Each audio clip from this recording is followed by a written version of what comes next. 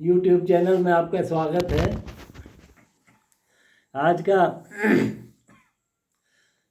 आज का विषय है राजा भीमसेन के द्वारा दमयंती की खोज।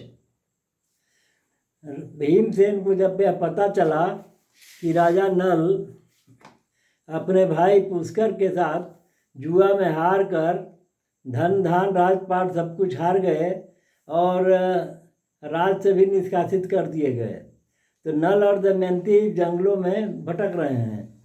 यह समाचार मिलने के बाद राजा भीमसेन ने घोषणा किया कि जो भाई दमयंती का पता बता दे उसे 50 गांव और 1000 गौओं का पुरस्कार के रूप में पुरस्कार दिया जाएगा।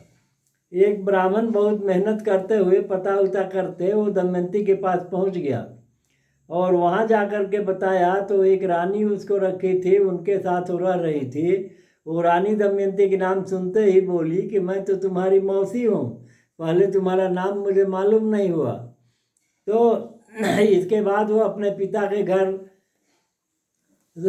आराम से पहुँच गए और मान सम्मान के साथ पिता के पास पहुँचने के बाद तब वहाँ नल की खोज कैसे की जाए इसकी चिंता हुई।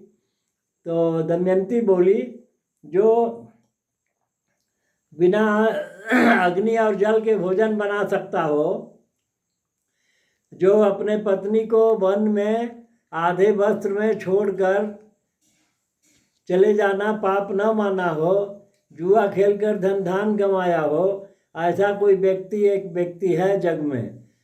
तो इसके बाद वो पता उता करते फिर मालूम पड़ गया कि वह अयोध्या में एक ऐसा गुण वाला व्यक्ति है।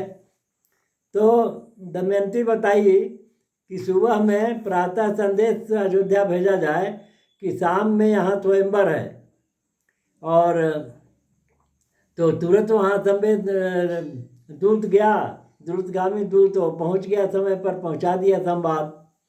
तो राजा ऋतुपर्ण के यहाँ तो नल थे ही, तो राजा ऋतुपर्ण पूछे नल से कि क्या आधा बेला के समय में निश्चित निर्धारित स्थान पर निश्चित समय में तुम पहुंचा सकोगे? तो नल बोले क्यों नहीं, हो तो तुरंत मैं पहुंचा दूंगा अभी।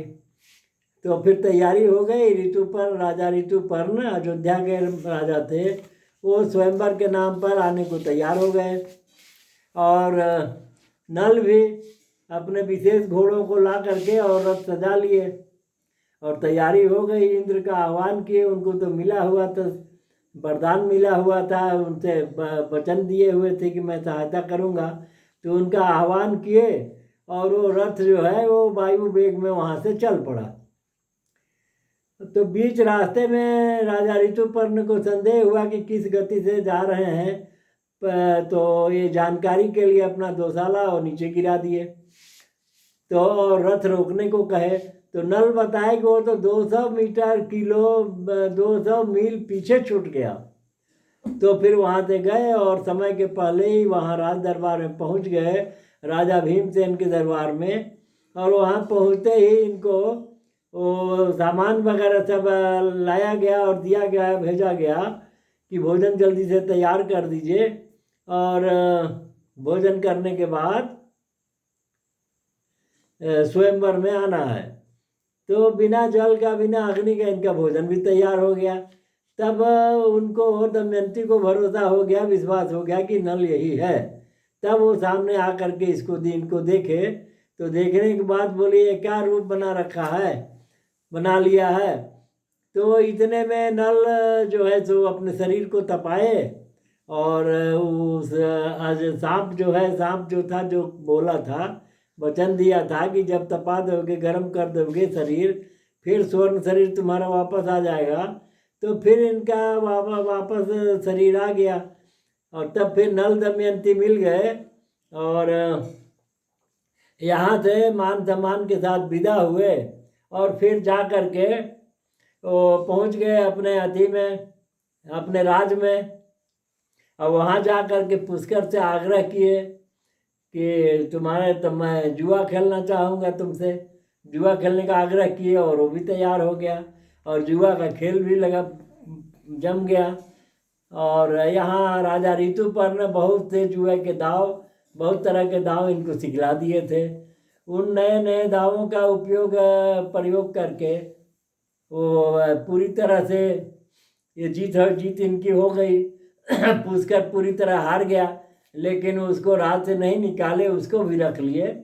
और फिर तब कलयुग जो है कारण इनको इतना संताप जो दिया था, बहुत कष्ट दिया था, इससे उसकी शक्ति क्षीण हो गई थी। वह निष्प्राण की तरह हो गया था, शक्तिहीन हो गया था।